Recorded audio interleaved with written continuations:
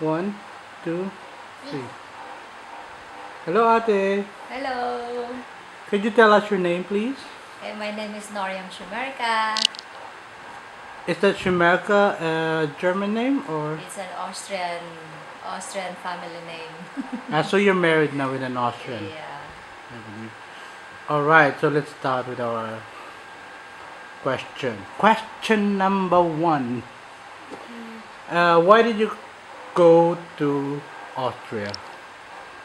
Oh, I went to Vienna early 2000 to continue my studies,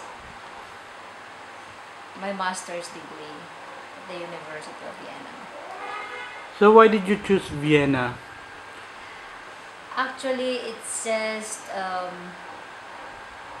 I didn't choose it. It's just there's a chance, a privilege, an opportunity knock on me that I met a certain person that offered me in a press conference during the press conference because I was a journalist by profession. So we had a conference and I met this ambassador of Austria in the hotel, and then there's an Austrian guy who I helped with this problem in Palawan where I came from. He has a problem, and then I narrated to him, and then he invited me to visit Austria as it's like as a gift to the goodness what I did. It's something like that. So I said, I'm still working, and I cannot just and I have a mother. I have two children, and I cannot just leave the country anytime I want. So the only thing that I could escape from the company, which is very acceptable, is to to continue my studies. All right. What hopes did you have, or what are your expectations about About your what? host country? Because I know this Sound of Music thing because it's very famous. I mean, this All film, over the world, it's right? all over the world. So I have this in my mind. I have these beautiful lakes, the real mountains, clear water seas, snow, something like that. So I'm already picturing. I have already this clear picture in my mind that when I arrive in Austria, I have this views. But when I came here at first was mid-month of January. That was January 20, and it's really Yeah, a deep, deep winter. winter, yeah, right. And I don't have any idea how cold it was. And a friend just told me to wear a jacket. So for us in the Philippines, the jacket is just like a small windjacke.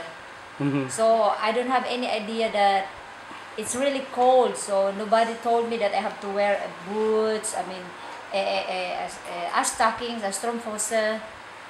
So So it was really a shock for you, right? it was. I mean, I'm so happy. First time in my life, I've seen a super thick snow, and I said it's a real thing.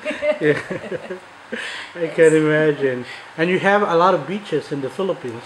we have a lot of beaches in the Philippines, and in Austria, we don't have beach. We have only this Blue Danube River, this Donau, and How do you compare the weather or the climate in the Philippines and in it's Austria? generally extreme because we have we me as from the tropical country, we have only this rainy season. Hmm. In Austria, it's like the weather is like autumn or fall. It's not even that because during autumn there's certain days that it's cold. It's cold. In the Philippines, it's rainy season, and yet we are just wearing t-shirt, ordinary t-shirt, something like that. The only thing I can compare exactly is in the Philippines we don't need to change clothes to wear. Every day we have this. We can wear slippers. We can wear simple jeans and t-shirt. Unlike here, every season you have to change your clothing, which I find it's very expensive, and I mean you have you should have enough cabinets for all your clothes, And in the Philippines, For every season, right? it's yes. This is something like I can wear my shorts on rainy season. I can wear it in the summer season. I mean, that's the only season we have. Yeah. So you were not really that prepared when it comes to weather conditions. Yes, I'm not. Honestly, I'm not because I never thought that when I say cold, it's I have this cold. I mean, in the Philippines, if I'm hosting some foreigner friends like from America or in Europe, they say if they're in a restaurant, an air-conditioned restaurant, they're complaining, "Why it's cold here? Why they're really, the air condition is so strong." So I said, okay. I mean, they're complaining about the coldness, the cold temperature inside of the restaurant. So I never thought that in winter time, it's really cold. So why they're complaining? So now they said because the coldness, the effect of the air condition is totally different, the artificial coldness compared to this uh, coldness in winter time. Now, no, I can say that they're right. They're right. What about the language or culture? Have you informed yourself before coming to Europe? I had only less than a month preparation to learn my German. So it's like, you know, everybody knows if you're learning a certain language, you're learning the bad words First. or the bad words. So it's like the bad words and the I love you.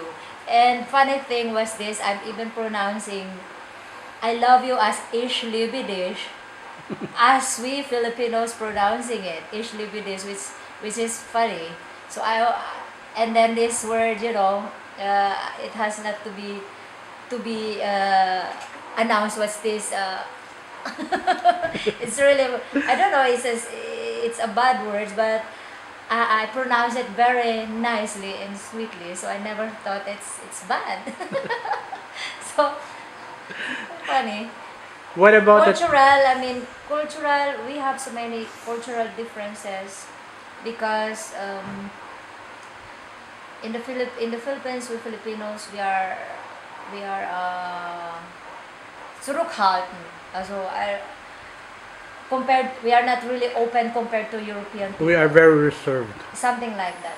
We have so many what the parents said to us, something like that. But we don't have this freedom that the children like, the children nowadays given to them. Yeah. So we are always afraid that we have before we are deciding, we're giving a decision to a certain thing, we have to consult first our parents. Unlike here, when you reach the age of 19 or 18, then you're allowed to decide on your own. And the only common thing in this I mean in Austria and in the Philippines is like Austria is a Catholic country. So this So it's almost the same. yes, and of course, the cultural differences is like you cannot express yourself very well in German, eh, and also you're delivering a joke, and then it's not the reciprocal. They don't know how to accept it. Sometimes it's only a joke, but they take it like a personal attack to them. So it's like a misinterpretation. So it's the language barriers is really a problem. And So as a Filipino, we also have a lot of different customs.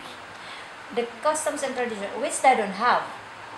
I mean, I don't have because I myself, I integrated myself in Austria after 3 months of staying there. I work in the Philippine bank, and then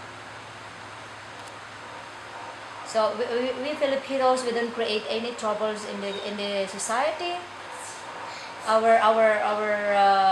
The young ones of today, especially the ones who are born already in Austria, they can't even speak our mother language. They can't even speak Tagalog anymore.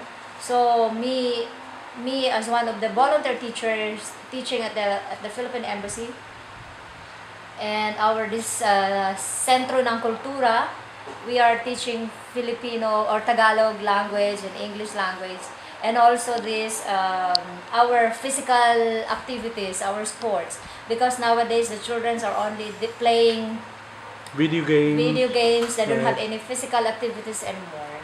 And they don't know this, pagmamano, we say pagmamano is a blessing if you are meeting some older people, elderly. So we are teaching them that this one of our culture. And at the same time, they're practicing the Austrian way, and they're practicing the at home they're practicing the Filipino way. That's my observation. So in Austria, Filipino is like we are all welcome in the community. We're all welcome in the country. We don't have any hardships. Okay, what problems did you encounter before coming to Europe, like visa applications or? Okay,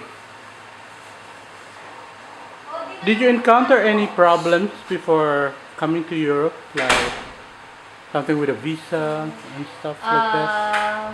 Honestly, no, I didn't. I didn't because, as I mentioned a while ago, I met the ambassador personally in the hotel where we had this press conference, and he took my name.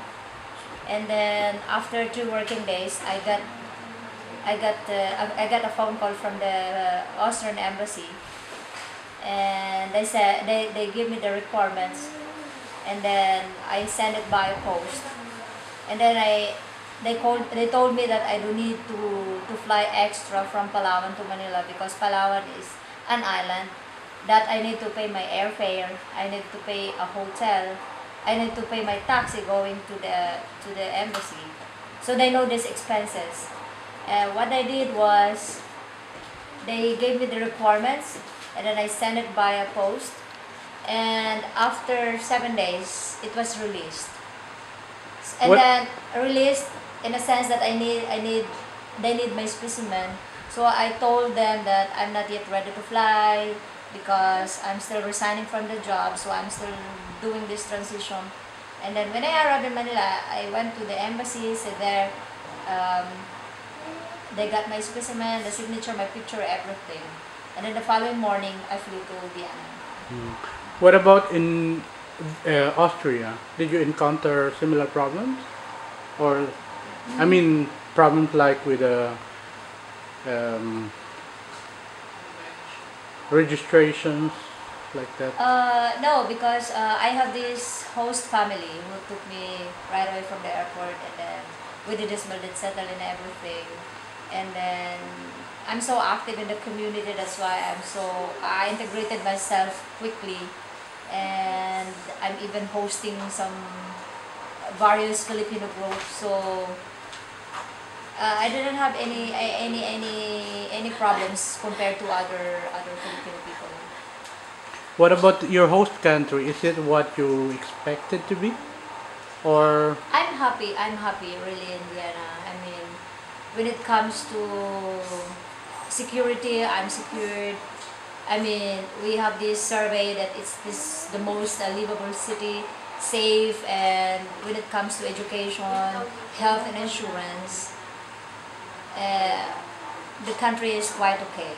It's quite okay, and of course the tax is so high, but then I find it okay because the tax is going back to the people, to the community. so? Can you compare it with the situation in the Philippines? I mean it's extreme because uh, here in Austria we are obliged to pay our tax, and yet we are getting it back in a manner of in way of education, health insurance, public transportation. You can see it. It's continuously construction, the U-Bahn, the Ale Azov-Verbindungen. In the Philippines, you have this tax evader. They're not paying their taxes, And that even being and yet they're voted. demanding, yeah, and yet they're demanding too much project to the government. So it's like how can you demand something if you're not giving? That's right. So it's like they're if you're rich, you can afford to have your private insurance. But not all people can afford to do that. So if you're poor in the Philippines, then you will be remain poor, because if you're sick, if you go to the hospital, You don't have any money to deposit. I mean, you have any money to pay your 50% deposit before the medication will be done. First, you have to pay, and then before the doctor will going to treat you. Would you like to go back to the Philippines if given the chance? Philippines will be always a home. It's always a home. Uh, Austria is Austria is my second home, and I'm happy in Vienna. It's a small country. It's a small city, but my work is here, and my husband is here, and my family's husband are quite okay. They don't have this. That I don't feel that I'm a foreigner in the family. So it's like when I get old, I will go back to the Philippines like here and there as a pensionist. Work now, work hard, and then when we get old, if we can't afford to work anymore, we'll just enjoy the fruit of our labor. If it is winter here, then we fly home. It's it sounds like a good life, right? It is. But So what would you tell the Filipino people who are aspiring to go abroad? if they want to go abroad, then they have to be prepared that we are not first class in our host country. Like if they are playing like a rich Filipino people, because here and anywhere in the world, if you are living in abroad, it's a hands-on. You have to work, do it by yourself. We don't have housemates, we don't have drivers. So they have to take out their pride, to swallow their pride. You know what I mean? It's like hands-on. They have to work, and they have to obey the rules. Because if they obey the rules, because if they disobey the rules, then they have to be sent back home.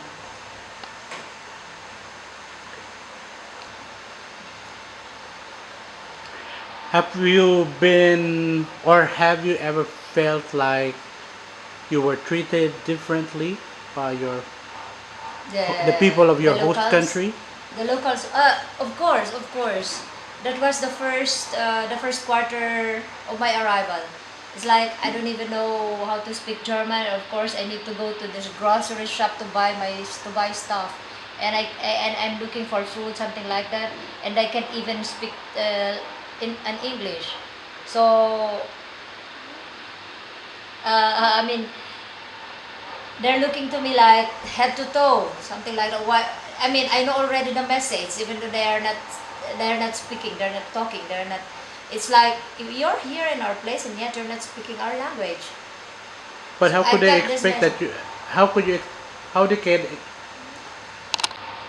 But how could they expect the foreigners to To speak their speak their language if language. they just came? Exactly. That's it's like you cannot blame them because there are so many foreigners already living in Vienna that even though they are 33 years there, they're not really learning the language. So you cannot blame them. They don't have any idea that I'm 1 week old in Vienna. So they were thinking that I'm one of those 33 years or 20 years in Vienna that not even exercising the German or speaking the German language. I know it's a little bit a kind of sad truth, but it's really shouldn't happen, right? Yeah, exactly, exactly. But at least I'm inspired after that. I'm inspired really to learn my German. It's an inspiration. So my tip to the people who, I mean, to my fellow countrymen, fellow Filipinos that would like to go somewhere all over the world except America or in London or in UK or in Australia, these English-speaking countries, you have to learn their language for you to feel that You you're fit in. welcome. Yeah. You feel like a locals. Because if a foreigner, we Filipinos, if we are hearing a foreigner speaking our language, we are so happy listening to it. We are happy hearing them talking even though in a slang way. It's the same thing. if they are listening, hearing us talking their language, they're happy, they're proud. So let's do the same. So if you don't want to be discriminated, then you have to learn the language and embrace their culture. Thank you very much. That's a very insightful topic we had. Thank Thank you you. very much.